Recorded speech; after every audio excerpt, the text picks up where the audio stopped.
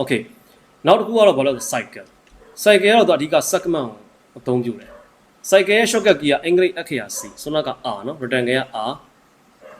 cycle ကြတော့ C ကတော့သူအဓိကဒီ radius ကနေအလုပ်လုပ်တာအချင်းဝက်ကနေအလုပ်လုပ်တာ cycle လုံးသူရဲ့ဗဟို point ကနေပြီးတော့ဘေးကိုကားထွက်လာတယ်အဲ့မှာကိုလိုချင်တဲ့အတိုင်းတာကိုတတ်မှတ်ပြီးတော့လက်တန်းသုံးလို့လည်းရတယ်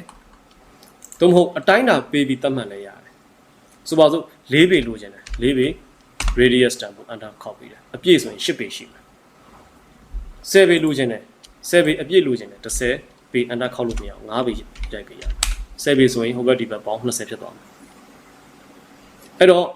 cycle တစ်လုံးဆွဲတဲ့အခါမှာ cycle ရဲ့အနားတောက်နေမှာ line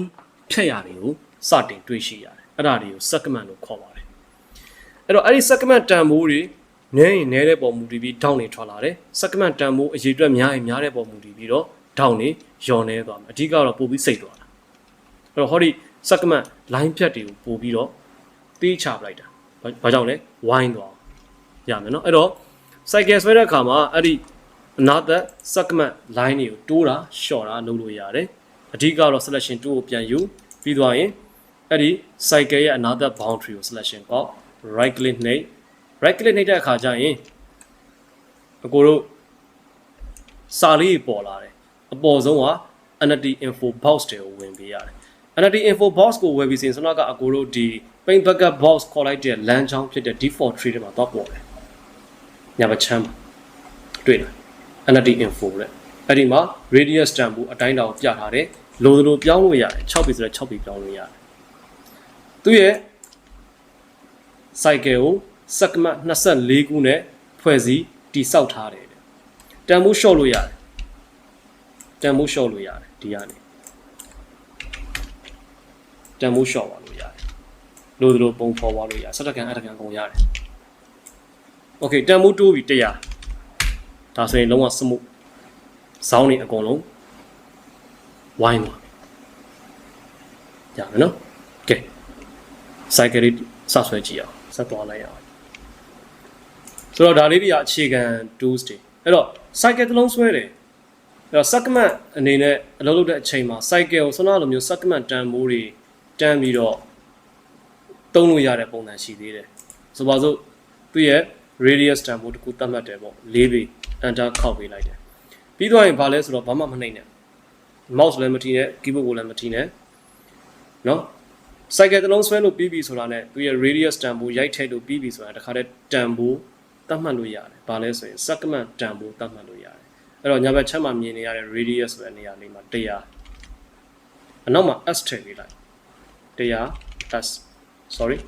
ကိုလွတ်သွားလို့100 s 100 s က segment ကိုစားပြုတာ enter ခောက် 3s 5s 4s 100s okay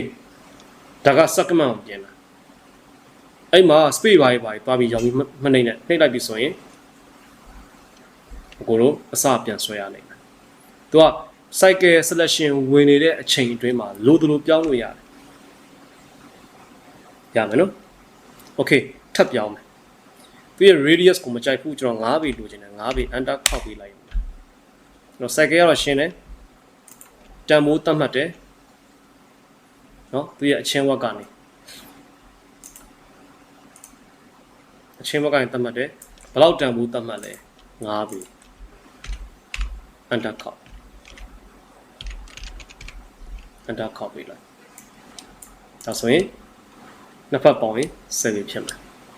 ဒီသဘောကဲလိုက်စမ်းကြည့်အောင်ကဲနောက်တစ်ခုကတော့ cycle ပြီးတော့သူ့ရဲ့ညာဘက်ချမ်းမှာဘာရှိလဲဆိုတော့ polygon နဲ့ polygon ကတော့သူက polygon ဆွဲတာဆွမ်းနာက cycle ဆွဲနေနဲ့ polygon ဆွဲလဲရတယ်ပြဿနာမရှိဘူးဆိုတော့အဲ့တော့ cycle ဆွဲနဲ့ polygon တန်းဆွဲပါလဲရတယ် polygon တီးတန့်ဆွဲထုတ်လဲရတယ်အတူတူပဲသဘောတရားကတော့ segment တွေဘာပြောင်းတာအလုံးအတူတူပဲရမယ်နော်အဲ့တော့အောက်မှာတွေးနေရတယ်ဒါတွေကအကိုတို့ avoid တွေအကွေ့တွေမှာဆွဲတာဘာလဲဆိုတော့အကိုတို့ arts တွေမြင်းခွေးတွေဆွဲတာမြင်းခွေးတွေမှာတော့လိုအပ်မှာပဲဒီ၃ခုကိုပြအဓိကအသုံးများတဲ့ dose ကိုပြအဲ့ဒါ 2.us သူ့ရဲ့ shortcut key ဒီအင်္ဂလိပ်အခရာ A ဖြစ်ပါတယ် A ကိုနှိပ်မှဆိုရင် 2.us ကိုရမယ်သူဒီ ကိုတို့အတိုင်းတာတော့လို့ရသူက lunch ဘယ်လောက်ပေးမှလဲ3ပေ enter ခောက်ပြီးတော့အပေါ်ဘယ်လောက်ခုံးမှလဲဆိုတဲ့အတိုင်းတာကိုပေးလို့ရတယ်တပေ6လက်မ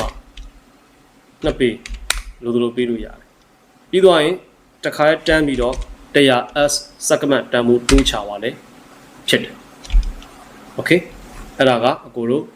မြင်းခွေးဆွဲတာအဲ့တော့မြင်းခွေးဆွဲအောင်လားဆိုတော့မြင်းခွေးတစ်ခုလည်းမဟုတ်ပါဘူးတဲ့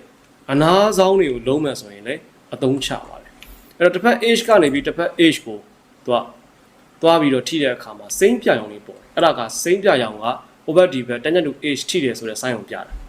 over diver မညီသေးဘူးညီပြီဆိုရင်သူကပန်းရောင်လေးပြအဲ့ကြရင်တစ်ခါတည်းကလစ်နှစ်ချက်ခောက်ပေးလိုက်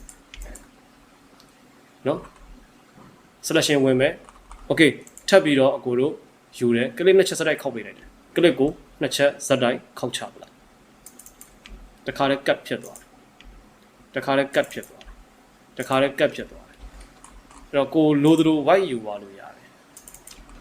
ရမယ်နော်အဲ့ဒါကဇောင်းတွေကိုလုံးပြစ်တာကွေးပြစ်တာ okay ကဲလိုက်လို့ကြည့်အောင်ဒါဆိုရင်အပေါ်တစ်ချမ်းပြီးသွားတယ်အပေါ်တစ်ချမ်းပြီးသွားတယ်အဲ့ဒါကအခြေခံ tools တွေအခြေခံအသုံးချတဲ့ tools တွေပေါ့အဲ့ဒီ tools တွေမှာဘာတွေဆက်ပြီးတော့သွားမလဲဆိုတော့ push pull ကြောင်းရှင်းပြမယ် push pull ရဲ့ shortcut key ကအင်္ဂလိပ်အခရာ P တဲ့ P ကိုနှိပ်မှဆိုရင် push pull ကိုရတယ်သူအဓိကဒုတင်တာဒီ surface ဖြစ်ဖို့လိုတယ် surface မရှိတဲ့နေရာတွေမှာဒီကောင်ဒီအလုံးမလုံးဘူး sweat တင်လို့မရအောင် surface ရှိတဲ့နေရာတွေမှာပဲဒီကောင်ဒီအလုံးလုံးတယ်ကြိုက်တဲ့ surface ကို sweat လို့ surface ရှိရင်အလုံးလုံးတယ်ရမယ်နော်ဒါ push pull 2နှိပ်လို့ရတယ်ညှင့်လို့ရတယ်နော်တို့ဆွဲထုတ်ပါလို့ရတယ် okay push pull ရပေါ်တရားနော်အဲ့ဒီမှာ selection ပေးတယ် selection အပေးတဲ့အပိုင်းကဒီ selection 2ကိုပြန်သွားမယ် selection မှာ selection ပေးတဲ့အချိန်မှာအကိုတို့အချက်ကလေးတွေရှင်းပြမယ်နံပါတ်1 age တွေကို selection ပေးတာ segment တွေကို selection ပေးတာတစ်ချက် selection တစ်ချက်ထောက်ပြီးတော့ age တွေ segment တွေကို selection ပေးတာအဲ့ဒါနံပါတ်1အချက် okay နံပါတ်2အချက်ကကြတော့ဗာလဲဆိုတော့ surface ကို selection ပေးတာဆိုပါတော့ဒီလိုမျိုး surface တွေကို click နှစ်ချက်ထောက်ပြီး selection ပေးတာ double click ပေးရတယ်ဆိုတော့ကတော့ one click double click ပေးတာရမယ်နော်နံပါတ်3ချက် all selection ပေးတယ်ခေါ်တယ် triple click click ကို3ချက်ဇက်တိုက်ခောက် mouse ရဲ့ left click ကို left နော်ကိုဒီလက်ညှိုးထိထားတဲ့ click ကိုပြောတာ3ချက်ဇက်တိုက်ခောက်ဒါက triple click click ပေးတာရမယ်နော်ပြီးတော့ရင် all selection မိနေတဲ့ selection အပေါ်မှာ right click နှိပ်မယ်ဆိုရင်ဆိုတော့က ND info တွေပါခေါ်တဲ့လမ်းကြောင်းတွေက make group ရှိတယ် group ဖွဲ့လို့ရတယ်ဟောဒီအမျိုးသမီးကဲ့သို့ပဲ group ဖွဲ့ပေးလိုက်တာ model surface ကိုလည်း make group ဖွဲ့လို့ရတယ်ပြန်ဖြိုခွဲခြင်းတယ် right click နှိပ် explode အဲ့ဒါပြန်ဖြိုခွဲတာအဲ့ကောင်ကပြန်ဖြိုခွဲတာ make group ပြန်ဖွဲ့တာအဲ့တော့ selection ပေးတဲ့အခါမှာများသောအားဖြင့်ခဏခဏမှားတဲ့အချက်နှစ်ချက်ရှိတယ် double click နဲ့ triple click ကိုခဏခဏမှားကြတယ်နောက်ပိုင်း modeling ဆွဲနေနဲ့ကိုက selection ပေးလိုက်မိတယ်နောက်က surface ပါခြင်းမပါခြင်းကိုတတိမပြုတ်မိခဲ့ဘူးအဲ့ဒီခါမှာအရှိရ surface ကိုပဲတွားပြီး selection ကောက်ပြီး make group ဖွဲ့တဲ့အခါမှာနောက်ကကောင်ကြံခဲ့အဲ့ပြဿနာကြီးဖြစ်တယ်အဲ့တော့ selection ပေးတဲ့အခါမှာတစ်ခါလေးကြည့်ရမယ်အကုန်လုံးကို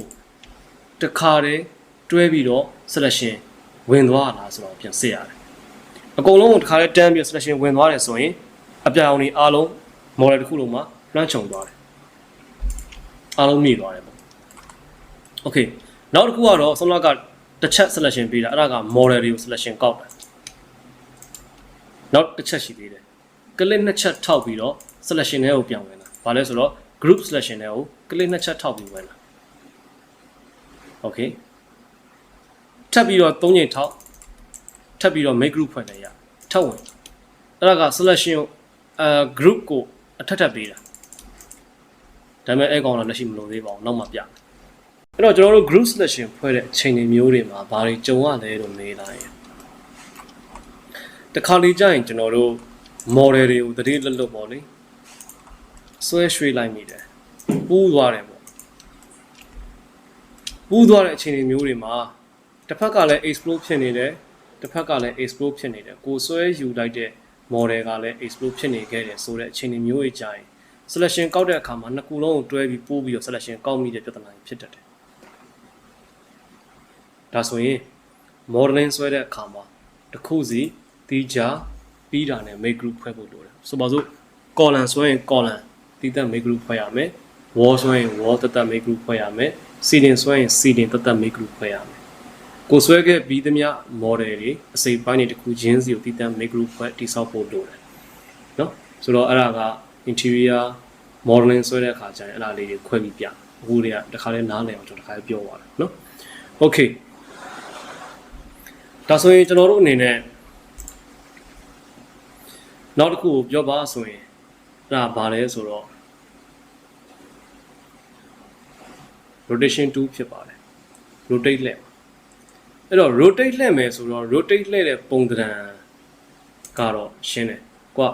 object ကို selection တန်းပြီးတော့ကောက်ထားပြီးတော့ rotate 2ကိုယူတာသို့မဟုတ်အင်္ဂလိပ်အခရာကျူကိုနှိပ်ပြီးတော့